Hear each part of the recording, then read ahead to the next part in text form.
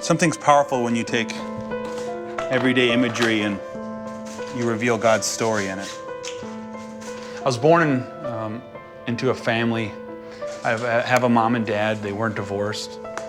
My dad was actually a pastor of a church and a wildlife artist. High school was interesting for me. I loved it and I hated it all at the same time. I went to school and I met my wife, and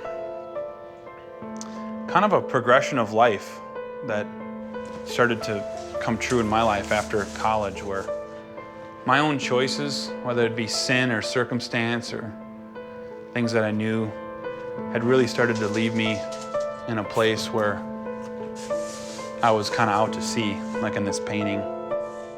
I felt like I was on the shore where I had a foundation, all through my life.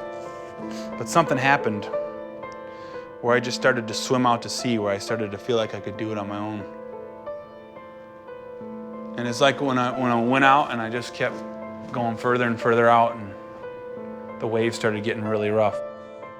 And I wanted to illustrate the answer that I found, the answer that's been true in my life when I've been out at sea, when I needed someone to reach down and rescue me.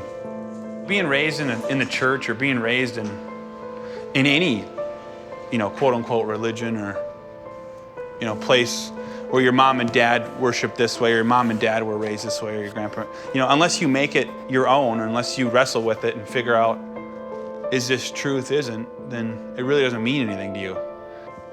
And for me, that's a lot of was my life, my relationship, my understanding with God. If you're watching this video today, or a bunch of these videos, and you have an idea of who you think Jesus is, what you think the church is about, maybe even what you think Christianity is, because someone along the way, maybe they painted a portrait of Christ to you and it's left you hurt, or it's left you wounded. I want you to know that wasn't God. It wasn't God who hurt you. That was man falling short. The people in your life will fail you, but Jesus won't.